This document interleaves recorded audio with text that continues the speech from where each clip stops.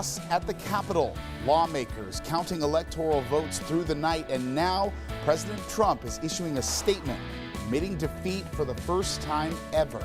This is banana republic crap. Republicans switch sides. Many who stood with the president have changed their minds after Trump supporters broke into the chambers. This morning, leaders across the country reacting to the riots.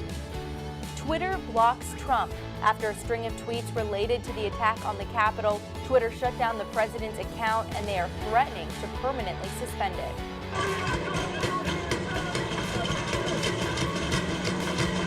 This morning, Governor Jay Inslee responds after Trump's supporters breached the gate at his home in Olympia. We have the latest. Up with KREM starts right now with Jen York, Joshua Robinson, Jeremy Legoo, and Dana Marie McNichol.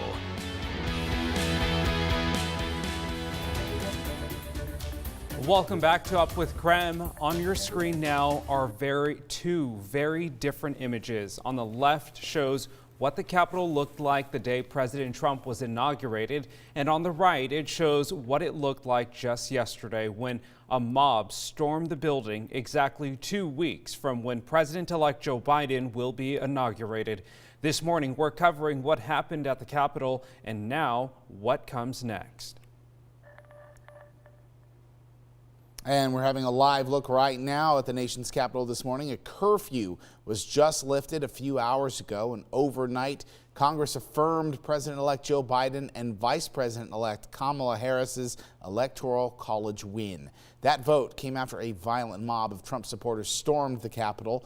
4 people are now dead and over a dozen have been injured. And overnight, the president did acknowledge Biden's win for the first time, promising a peaceful transition on January 20th. Our team coverage continues now this morning. Jess Arnold from our sister station in D.C. joins us live this morning. Jess, what does it look like on Capitol Hill right now?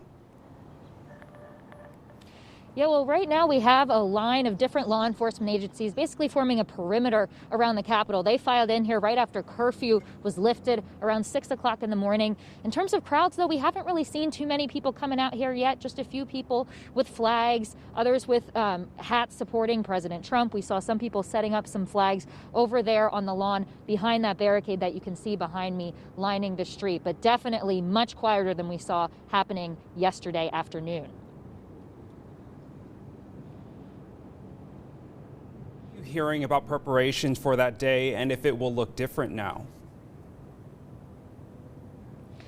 Right. Well, with Inauguration Day, the mayor, of course, addressed that since that's coming up so soon. She extended that public emergency declaration to the day after Inauguration Day. That gives her the authority to be able to reinstitute a curfew if she feels it's necessary and take any other emergency measures to keep people in the area safe. Now, in regards to today, D.C. police are coordinating the law enforcement agencies. That's according to the D.C. police chief's press conference last night. And they said they plan to learn from what happened yesterday to make sure they don't see any similar events happen on Inauguration Day.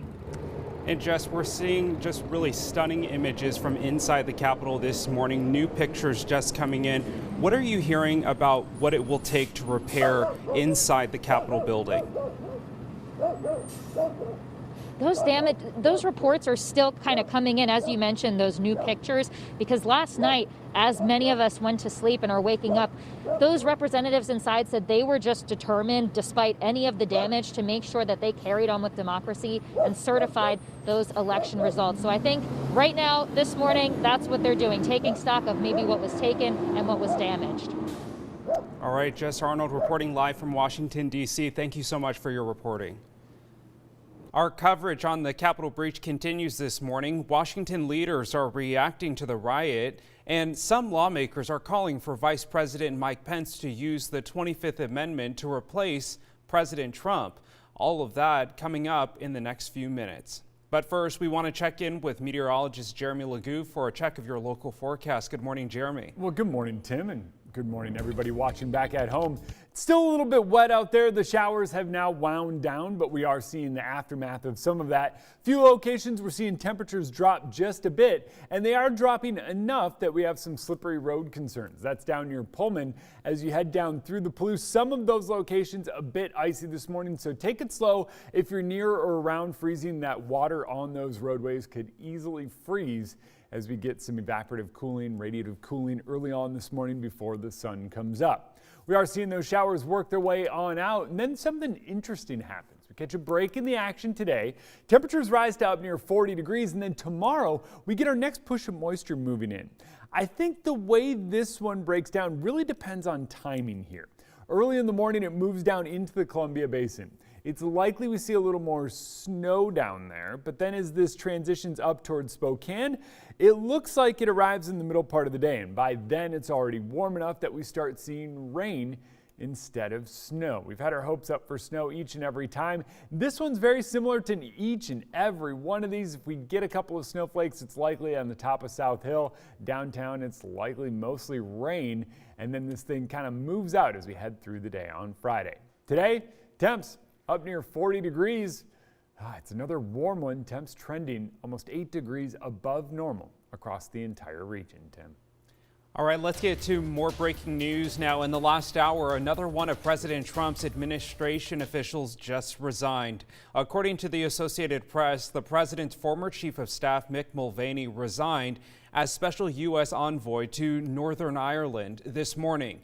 He told news outlets, quote, "I can't do it, I can't stay," adding that Trump was, quote, "not the same as he was 8 months ago." He says he expects others to follow. Well, here are 3 things to know this morning about the events on Capitol Hill. New this morning, Congress confirmed Democrat Joe Biden as the presidential election winner. Vice President Mike Pence, presiding over the joint session, announced the tally. Joseph R. Biden, Jr. of the state of Delaware has received 306 votes. That announcement came hours after a violent mob loyal to the president stormed the U.S. Capitol. Trump, who had repeatedly refused to concede the election, did say in a statement made early this morning that there will be a smooth transition of power on Inauguration Day. Number 2, at least 4 people died in the riots, one of them shot by U.S. Capitol Police, and the others died during medical emergencies. And 14 police officers were hurt. At least 52 people were arrested in the chaos, and police found 2 pipe bombs, one each outside of the Democratic and Republican National Committee. A San Diego man believes his wife was the woman who died during the Capitol riots. Aaron Babbitt says videos he's seen of the dead woman is his wife. However, police or D.C. hospitals are not able to confirm if that was her. And number 3, America's 4 living former presidents have all taken to social media yesterday after that mob of Trump supporters overran the Capitol building. The attack has been widely condemned, with former presidents Barack Obama and George W. Bush among those criticizing President Trump. Former President Jimmy Carter also released the following statement, saying in part, "This is a national tragedy and is not who we are as a nation." Dina Marie. Well, local lawmakers are also reacting to the events. Many of them were there at the attack. Congresswoman Pramila Jayapal was actually stuck in the Capitol while the mob attacked. So here is a video of her ducking down. Take a look at your screen in the upper area of the House chambers. Now, she told that she was stuck there and had trouble moving out of her seat because of a recent surgery she had. She later said it was an exhausting and incredibly difficult day. House Republican Jamie Herrera Butler of Southwest Washington was also at the Capitol. She condemned the attacks on Twitter. They barricaded the doors with historic furniture. I never thought I'd see this day when I really felt like we were under siege. That's exactly what happened in the Capitol today. Both Washington senators have also released statements condemning the attacks. On Twitter, Senator Patty Murray condemned what she called hateful fueled violence. She told everyone there she was safe before mentioning that every leader should be committed to a peaceful transition of power. And Senator Marie Cantwell also released a statement. She also condemns the violence at the Capitol. Now, the breach of Capitol wasn't just in our headlines, but it made news around the world. Tweets from world leaders are flooding social media right now. British Prime Minister Boris Johnson tweeting, quote, disgraceful scenes in the U.S. Congress. NATO Secretary General said the outcome of this democratic election must be respected. And Americans' allies also called it an assault on democracy. I feel terribly for what's happening there. I really do. I mean, they are one of our closest friends and partners, the United States. Germany's foreign minister took aim at President Trump, saying he and his supporters should finally accept the decision of the American voters and stop trampling on democracy. A group of pro-Trump activists marched in support of the American president. The Japanese government said it still hoped for a peaceful and democratic transfer of power.